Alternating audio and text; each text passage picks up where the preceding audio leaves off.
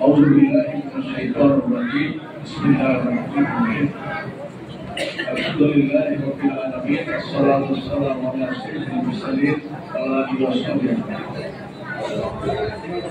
আমাদের জামাত ইসলামী ঢাকা মহানগরী প্রশাসনিক সিটি কর্পোরেশন প্রশাসনিক নাম্বার ওয়ার্ড অর্থাৎ আমাদের যাত্রাবাড়ি পাত্রখানা 5টি ওয়ার্ডের উদ্যোগে আয়োজিত আজকের এই কর্মসূচির জনাব সভাপতি যাত্রাবাড়ি পাত্রখানা সরকারি সেক্রেটারি বিশেষ করে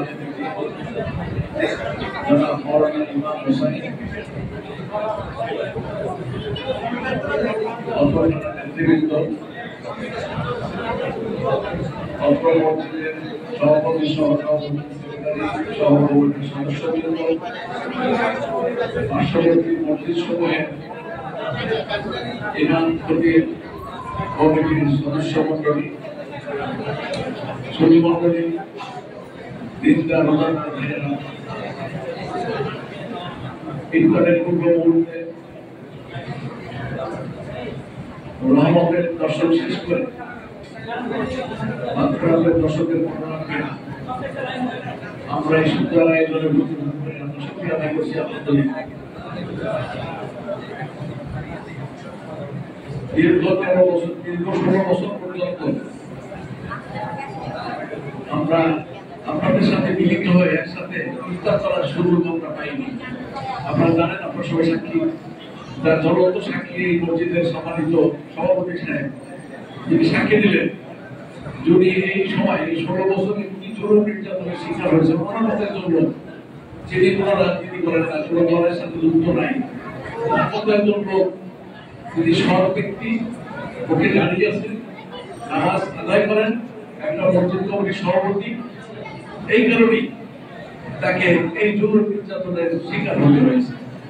তাহলে বুঝেন, যারা জিহাদ ফি সাবিলিল্লাহ কাজ করে, আল্লাহর জমিনে আল্লাহর দ্বীন প্রতিষ্ঠা করতে চায়, আর আকিমুদ্দিনের কর্মসূচি নিয়ে তাদের সর্বসময় কাজ, তাদের উপরে কি জরুরি নির্যাতন হয়েছে আপনারা যারা এখানে আসেন উপস্থিত সবাই জানেন, সবাই অবহিত, সবাই জানেন যে কি অবস্থাটা তৈরি করে রেখেছিল।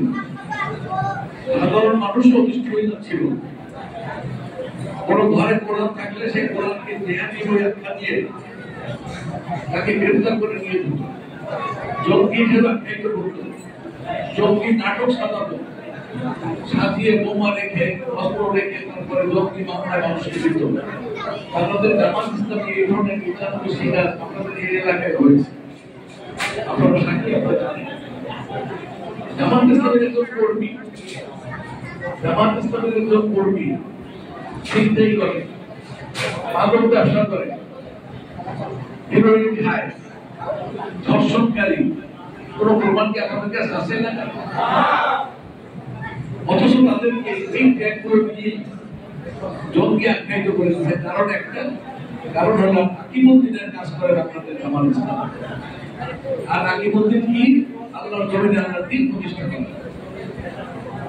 আল্লাহ তো পৃথিবীতে আমাদেরকে পাঠিয়েছেন এই কাজ করার জন্য। ইয়া আইয়ুহাল্লাযীনা আমানু হাল আদুল্লুকুম আলা তিজারাতিন তুনজীকুম মিন আযাবিন আলীম তু'মিনুনা বিল্লাহি ওয়া রাসূলিহি ওয়া তুজাহিদুনা ফী সাবিলিল্লাহি বিআমওয়ালিকুম ওয়া আনফুসিকুম যালিকুম খায়রুল লাকুম ইন কুনতুম তা'লামুন। আমাদের আল্লাহর পক্ষ থেকে নির্দেশ, তিনি বলে দিচ্ছেন তোমাদের আমরা একটা ব্যবসার কথা বলছি তোমাদেরকে, তোমরা কি সেই ব্যবসাটা করবে না? সেই ব্যবসাটা কি? তোমরা আল্লাহর রাস্তায় সংগ্রাম করো, জিহাদ করো, তোমার মাল দিয়ে, জান দিয়ে। এটা হলো একটা নির্দেশ। কেন নির্দেশটা দিলেন? দিচ্ছেন এই কারণে, আমরা যখন রুহের জগতে ছিলাম, সেই রুহের জগতে আল্লাহর সাথে আমাদের একটা ক্রয় বিক্রয় চুক্তি হয়েছিল। আপনারা যারা বিজ্ঞজন, কোরআন অধ্যয়ন করেন, তেলাওয়াত করেন, তাফসীর করেন, তাদের জানা আছে সূরা তাওবার 111 নম্বর আয়াত, ইন্নাল্লাহা আশতারা মিনাল মুমিনিনা আনফুসাহুম ওয়া আমওয়ালাহুম বিআন্না লাহুমুল জান্নাহ। সেদিন আমাদের রূহগুলো বিক্রেতা ছিল, দোকানদার ছিল, আর আমার মাবুদ তিনি, আমি যার গোলাম, তিনি ছিলেন ক্রেতা। তিনি এসে বলছেন তোমার কাছ থেকে আমি তোমার মাল এবং দান কিনতে চাই, বিনিময়ে তোমাকে জান্নাত দেওয়া হবে। আজকে যারা এখানে উপস্থিত আছেন এদের সবাই হলো এই সৌভাগ্যকে সর্বজনীন। এই নিয়ামত তাদের লাভ হয়েছে, তারা এই লড়াই মুদ্রা চুক্তির সাথে আছেন, যার কারণে আসলে মসজিদ আসা শুরু হয়েছে। আমাদের সঙ্গে দেখো কিনা বড় কথা নয়, যারা রাখছে তারা আকিমুদ্দিনের কথা বলে কিনা, তারা জিহাদ ইসলামীদের কথা বলে কিনা, এইটা আপনাদের বিবেচ্য বিষয়। যেহেতু এই কর্মসূচি নিয়ে যারা কাজ করে, তারা দাওয়াত দিয়েছে আসলে ইফতার করি একসাথে, রমজানের উপর কিছু আলোচনা করি, কিছু জিনিস আমরা উল্লেখ করি। আপনাদের মতো সহযোগ ব্যক্তিরা এখানে উপস্থিত করেছেন। জামাত ইসলামীকে জঙ্গি, যুদ্ধপরাধী, অপরাধী নানান জায়গায় আখ্যায়িত করেছে। আখ্যায়িত করে আমাদের শীর্ষ নেতৃত্বকে দুনিয়া থেকে বিদায় করে দিয়েছে। তারপরও আপনারা তাদের দাওয়াত এসেছেন। এই জন্য আমি মনে করি বড় সতর্ক, আমরা সতর্ক হই। কারণ এই নিয়ামতের দাওয়াত সবার নিষ্পত্তি হয়। ওই জান্নাতে বসেও ওই রুহের জগতে আমাদের রুহগুলো সেদিন কবুল হয়ে গিয়েছিল।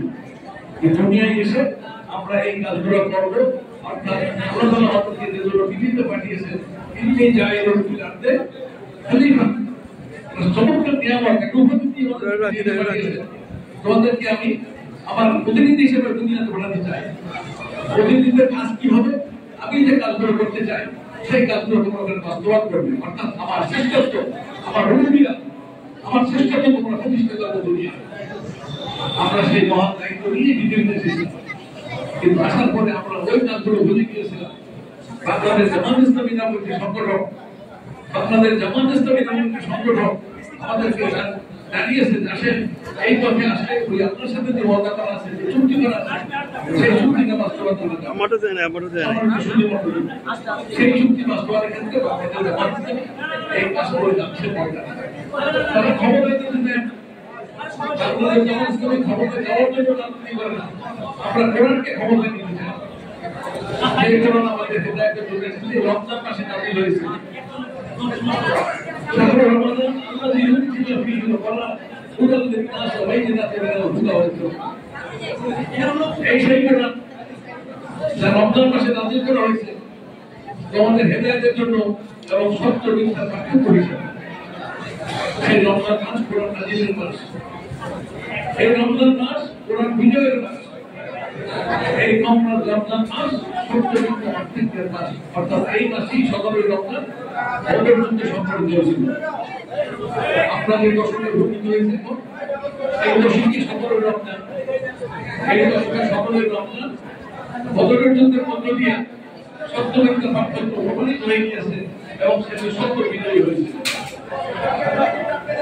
সেদিন সত্য বিজয়ী হয়েছিল।